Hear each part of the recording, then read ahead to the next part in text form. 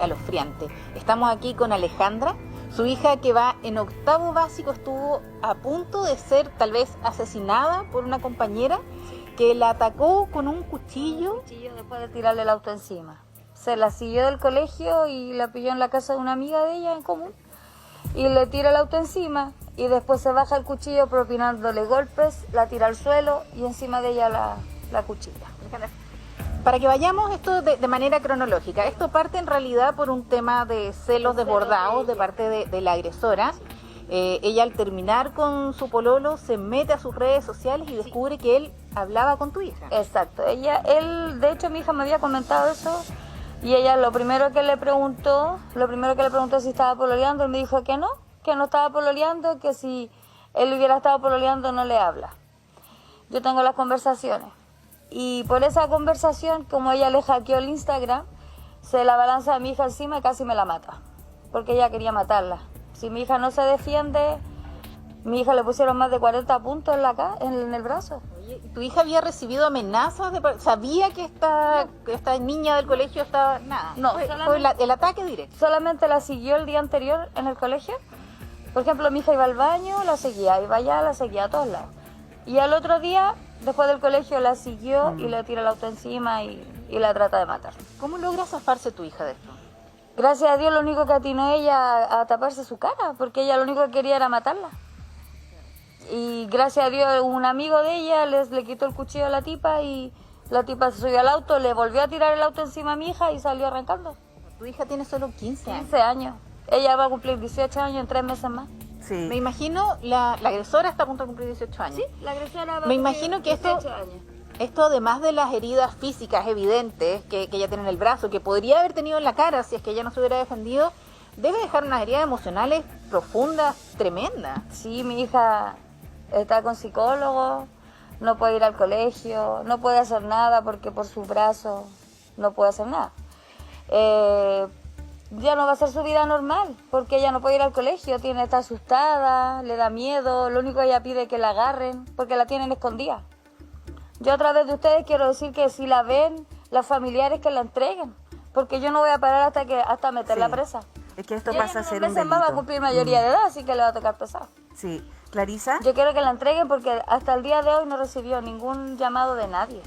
Ale, Priscila te quiere hacer una pregunta desde el estudio. Ale, mira, primero agradecerte porque la verdad es que es muy valioso tu testimonio, abrirte en una situación que estás viviendo tan compleja, sobre todo porque esto no solo marca a tu hija, sino también a ti, a ustedes como familia, de sentir el miedo de que tu hija efectivamente pudo haber muerto. Cuando hablamos de que fue atacada con un arma blanca, que además fue incluso amenazada con ser atropellada por una compañera de colegio, que no hay que perder de vista cuando nosotros hablamos de la violencia escolar, no solamente es lo que ocurre adentro del establecimiento y cuando uno espera que las autoridades del establecimiento se hagan parte, sino que también hay que ver qué es lo que está pasando afuera, de la puerta hacia afuera del colegio. Vemos estas situaciones que pueden ser sumamente graves. Ahora, afortunadamente tu hija ahora está con un tratamiento psicológico, por lo que entiendo, eso se lo entregó el colegio, la municipalidad.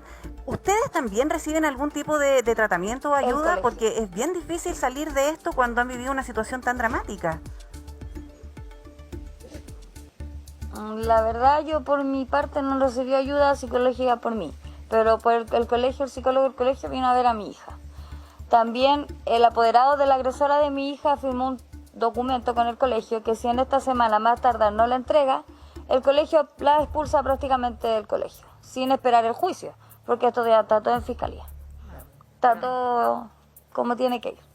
Claro, tenemos que esperar entonces para ver cómo se va devanando ese proceso judicial. Por ahora la agresora está prófuga, pero lo que sí esperamos, Ale, es que tu hija no vuelva a repetir jamás una situación como esa.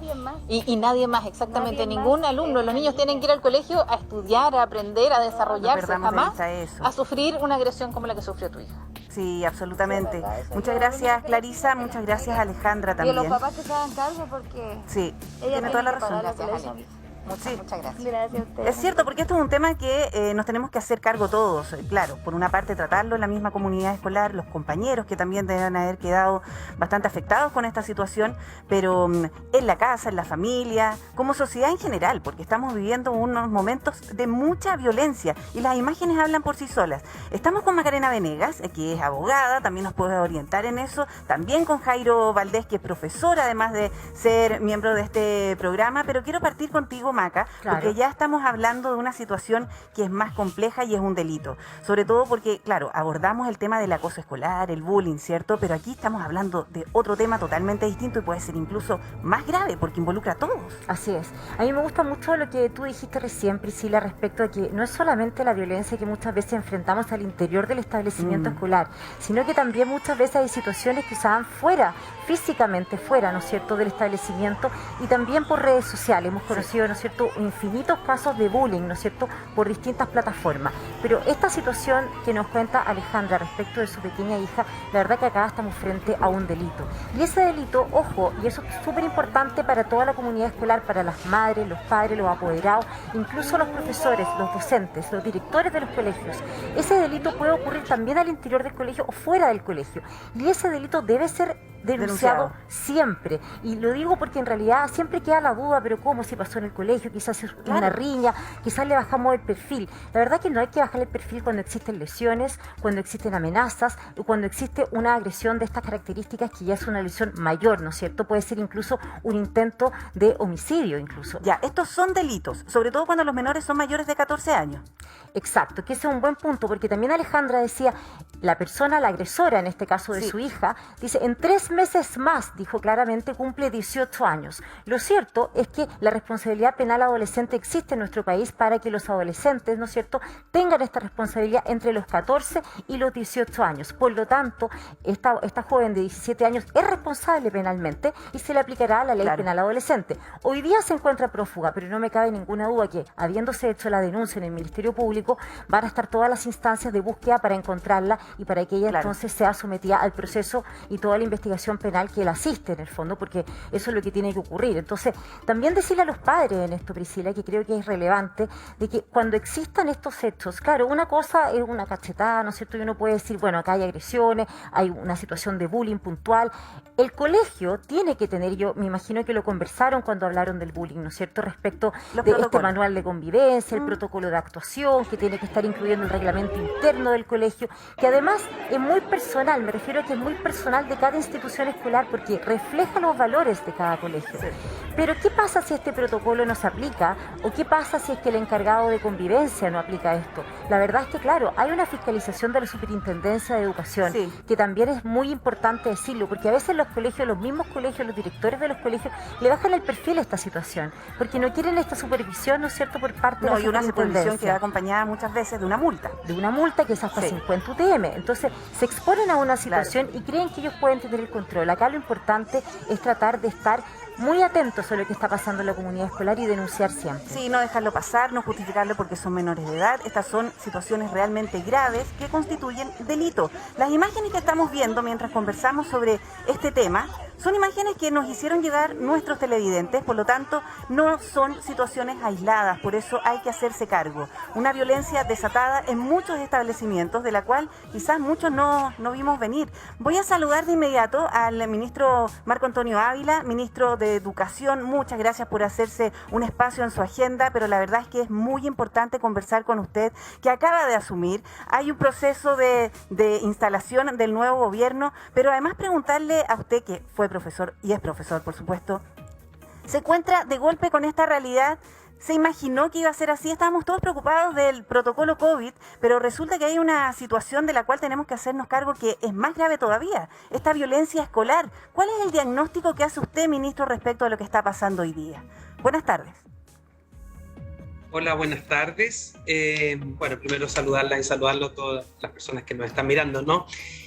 Mire, la verdad es que sí, nosotros al menos no imaginábamos que nos podríamos encontrar con una situación así, dado que todos los antecedentes del mundo de la salud mental, si usted consulta con algunos psiquiatras, ¿no es cierto?, y gente que se ha dedicado a los temas de convivencia escolar, ya se señalaba que en el mundo entero, el momento post-COVID, yo sé que no estamos viviendo todavía el fin de la pandemia, pero diríamos, como de las primeras etapas que fueron más complejas, iba a tener, ¿no es cierto?, dado que muchos estudiantes iban a volver a una socialización física y no virtual, una complejidad asociada, por ejemplo, a la interacción permanente. Pero no nos Eso es muy preparamos para natural, eso, ministro. No nos preparamos para eso, porque si sabíamos que teníamos problemas psicológicos, producto de la pandemia, a lo mejor allí sí, cometimos un error y quizás las primeras semanas de colegio, llevamos apenas 3 semanas y estamos viendo estas imágenes. Quizás estas primeras por eso semanas la modificación, claro. ¿En qué va la modificación? Partido gradual. Exacto, deberíamos haber partido gradual. Por eso que la modificación, una vez asumimos el gobierno, fue haber integrado, ¿no es cierto?, en el protocolo nuevo que publicamos estos días, ¿no?, hace 2 días atrás, ¿Ya? una flexibilización de la jornada escolar completa. ¿Pero usted cree que por ahí pasa la solución? Sí, o sea, no solo por eso. Pasa también porque durante 2 años, tiene que pensar que aquí estamos con un grupo de niños, niñas jóvenes que estuvieron sin socialización, muchos de ellos, ¿no? Por lo tanto, lo que resultaba ser más bien una experiencia vital que se veía de manera individual o solo de vinculaciones a través, ¿no es cierto?, ¿cómo se llama?, de la tecnología, el uso de pantalla. Cuando vuelve, ¿no es cierto?, esto, porque hay una interacción física también, sí, ¿no?, cuando volvemos a esta presencialidad, eso claramente va a provocar una problemática en los estudiantes, ¿no?, las maneras de interactuar, de relacionarse, una exposición permanente a las pantallas, un distanciamiento, un aislamiento, es natural que provoque en muchos estudiantes ansiedad, angustia, sentimientos de frustración. Bueno, si usted suma eso, ¿no es cierto?, a una vuelta a clase de 8 horas de inmediato, con un uso de mascarilla prolongado, con una forma, ¿no es cierto?, que tensiona también, porque no me puedo sacar la mascarilla, no me puedo acercar demasiado a mis compañeros, hay que ventilar cada tanto. O sea, todas las normas, sume todos estos elementos, que es lo mismo que nos ha pasado a los adultos también, para ser bien honestos, ¿no? También nosotros nos hemos visto bien tensionados con la pandemia. Claramente podría ser una razón de que se genere estas explosiones de violencia, ¿no? Ya, ministro, entonces tenemos el diagnóstico que claramente esto también puede ser de alguna forma lo que nos deja la pandemia. ¿Cómo lo abordamos en lo concreto? Sí. Y le estoy hablando en lo concreto ahora en el corto plazo, ministro, porque si nosotros esperamos un mes más, sabemos dónde parte la violencia y no sabemos dónde va a terminar. Sí, yo ahí contarle que 2 cosas. Uno, las situaciones de violencia o los tipos de interacción, así más voy a decirlo así, ¿no es cierto?, donde la resolución de las problemáticas no se da a través del diálogo, no es una situación ajena para nosotros los profesores. En general tenemos que ayudar a acompañar ese proceso, ¿no? Claro. Entonces hay una cosa de vuelta, vuelvo a decirlo, como de echar a andar una maquinaria, ¿no es cierto?, como de volver a una vinculación emocional, que es la que nosotros hemos propuesto en nuestro nuevo protocolo, en donde las primeras semanas las escuelas, las comunidades, ¿no es cierto?, acordados en su consejo escolar, pueden efectivamente comenzar, más que con las asignaturas de manera tan directa, sí, partir con una vinculación socioemocional. Sí. Hoy día, para que todos tengan claro, las escuelas en el país tienen equipos y duplas psicosociales, por lo tanto, mire, yo acabo de comunicarme con Talca, no voy a entrar en el detalle, acabo de comunicarme con el equipo directivo y con el equipo también de la Seremía de la región, y ya están trabajando hoy día en la mañana rápidamente, sin ninguna instrucción nuestra, ya se habían puesto mano a la obra y estaban trabajando para resolver la tensión que claramente provocó en esa comunidad. Entonces vuelvo sobre lo mismo, nosotros los profesores y profesoras tenemos las herramientas. Lo que les pedimos a ustedes, en general a los medios de comunicación, es que su colaboración sea poner esta situación en el marco justo de lo educativo. Ahora, ministro, yo me imagino que el día de hoy... Eso necesitamos de ustedes. ¿Y el día de hoy esto es prioridad para el ministerio, la violencia escolar? Por supuesto, junto con la vuelta a clases. De hecho, por eso lo incorporamos en la flexibilización. Piense usted que el nuevo protocolo tiene al menos 3 cosas. La primera es el establecimiento de los aforos cuando el porcentaje de vacunación es menor del 80%.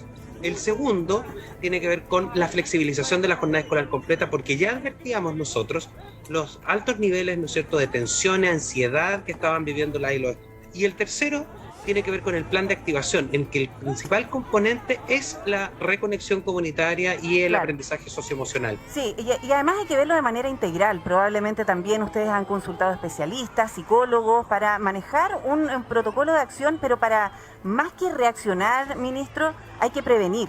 Y probablemente, claro, ahí es un tremendo desafío. Usted, ya que menciona que se contactó con algunas personas de Talca, donde además ayer nos enteramos de una situación sumamente grave, quiero que se quede con nosotros, ministro, para recordarle a quienes nos están viendo qué fue lo que ocurrió específicamente en ese lugar donde nuevamente hubo agresión escolar. Veamos la nota y ya volvemos con usted, ministro.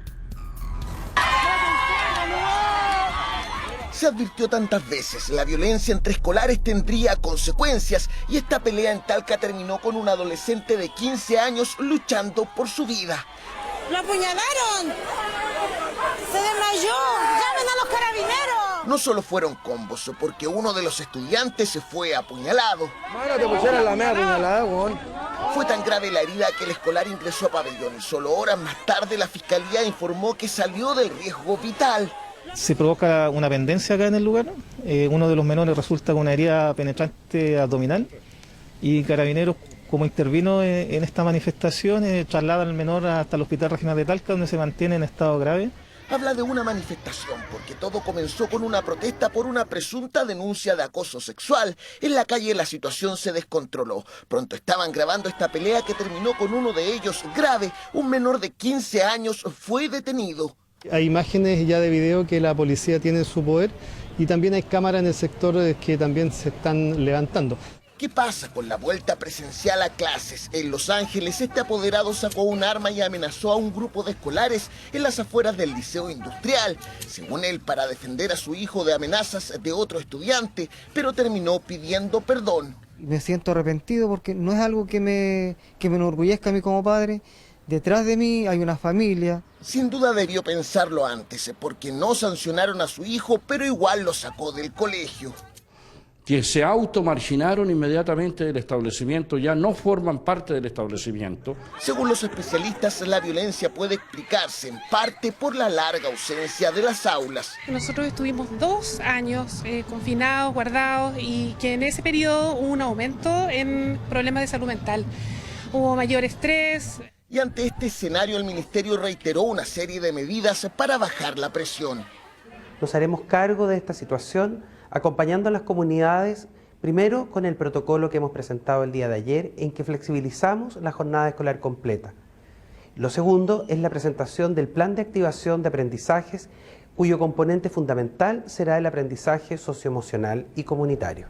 Mientras se espera el efecto de esas acciones, el menor detenido por el episodio que terminó con un escolar grave en Talca pasará a control de detención.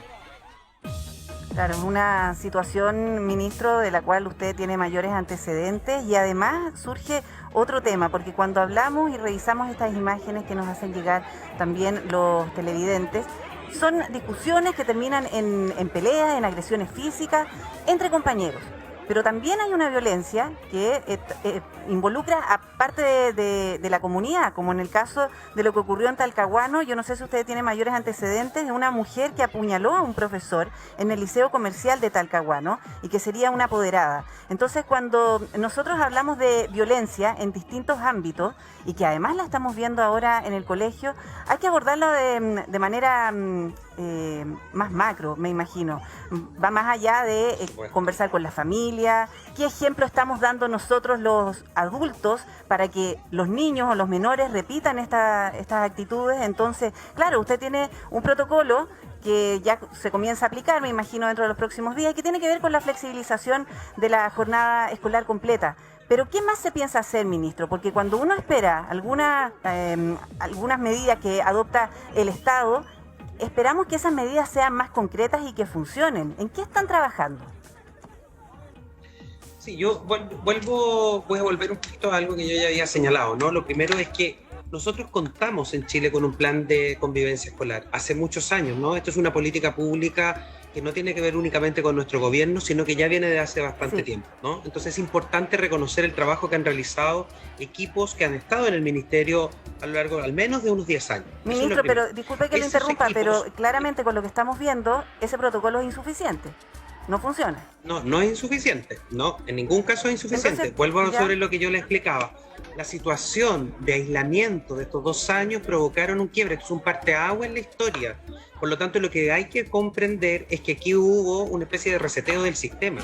¿Ya? Vuelvo a reiterar esto. Las situaciones que estamos enfrentando no las quiero normalizar, pero son consecuencias casi naturales de lo que ha pasado durante este tiempo. Entonces, dos cosas. Yo podría perfectamente decirle que vamos a hacer muchas cosas. Lo que quiero reiterar es que aquí hay una política que nosotros tenemos que recuperar, que no se ha realizado, no se ha implementado porque las aulas han estado vacías o ha habido una asistencia muy baja. Vamos a retomar esta política que ya existe para no tener que pasar ni por el Congreso, nada.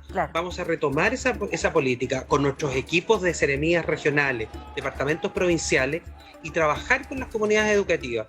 Eso claramente en estos primeros días era muy difícil hacerlo porque la mayoría tuvo que volver abruptamente a la jornada escolar completa, lidiar con las mascarillas, resolver el tema de la alimentación, atender, piensa usted la atención que significa para un grupo de profesores estar en la puerta atendiendo a las miles de familias que venían a dejar a sus niños por primera vez, muchos de ellos naturalmente asustados. Entonces ahí está el primer error, aquí está el primer error, ministro, sí, no haber abordado este tema de manera psicosocial.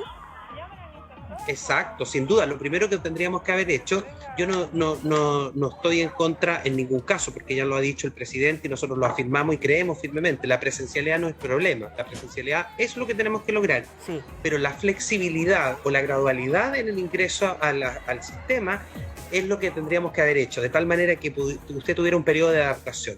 Sí, y cuando para eso, los niños y niñas van al primero básico o entran al jardín escolar, hay un periodo de adaptación. Los niños van 2 horas, después van 3, después ya. Esto mismo es lo que usted tiene que pensar que tendría que haber pasado con el sistema completo. ¿Por qué? Porque estuve 2 años fuera, donde mi nivel de concentración probablemente tenía poco espacio para la atención. Entonces, ¿qué quiero decir? Nosotros no tenemos que inventar, sino que más bien lo que tenemos que hacer es aprovechar la política existente, inyectar recursos nuevos, tenemos disponibles, y a partir de eso volver a trabajar con las comunidades en la reconexión.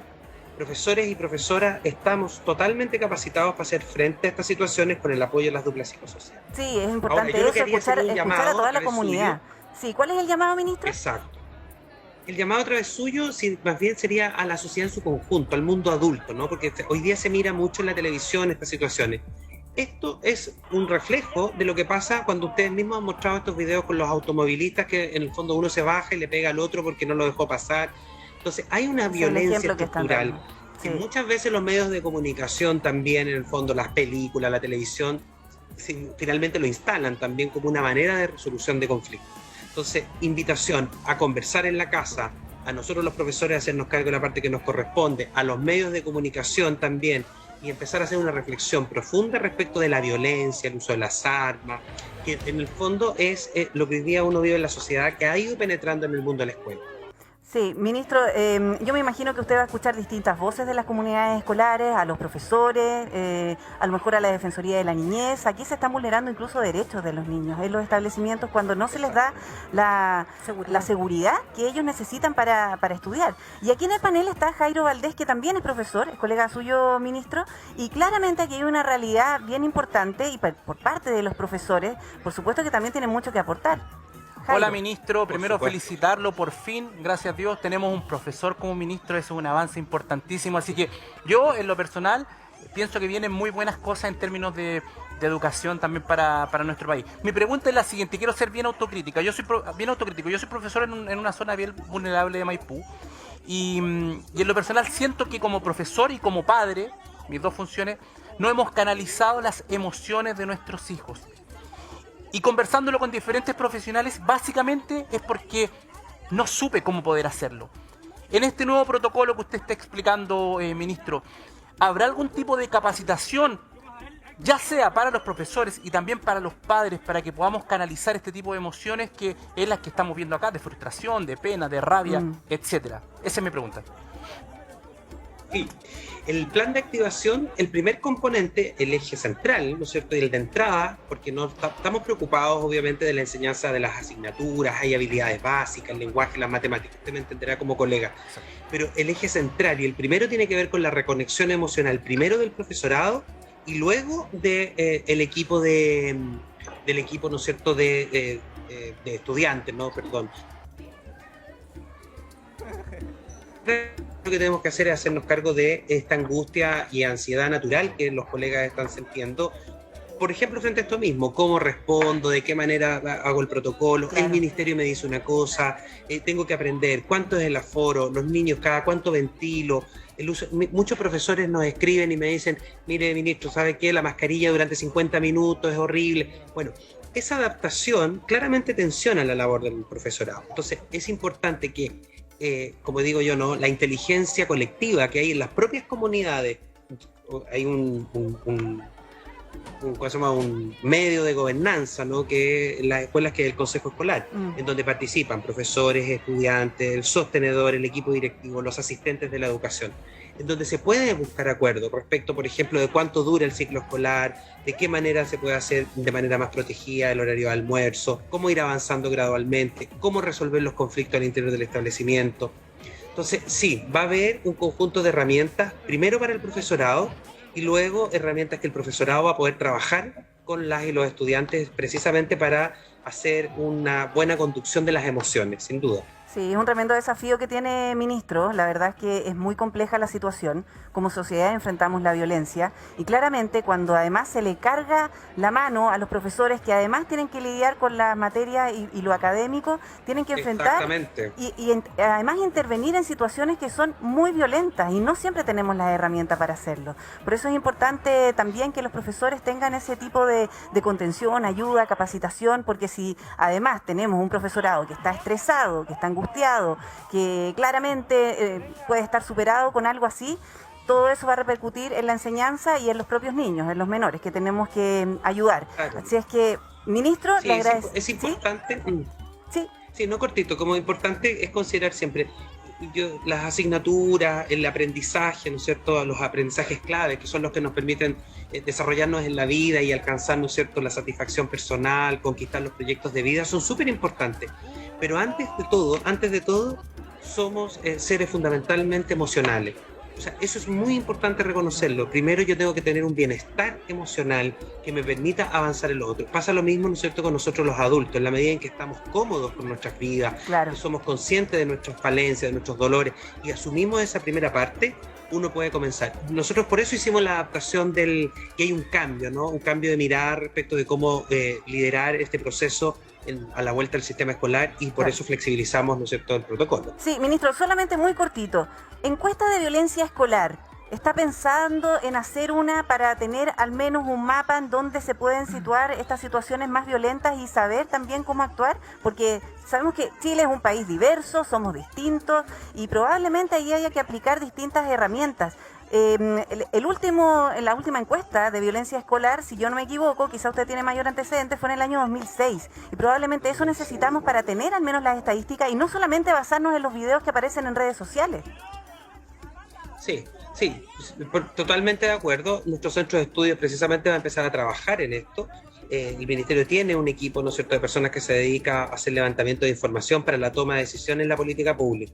Ahora, es muy importante lo que usted señala, ¿no?, porque lo que uno ha ido pesquisando en estos pocos días desde que nosotros estamos es que esta situación, si bien aparece, ¿no es cierto?, muy relevada, sobre todo por los medios de comunicación, es natural que así lo hagan, me parece bien, porque nos pone en un tema de discusión.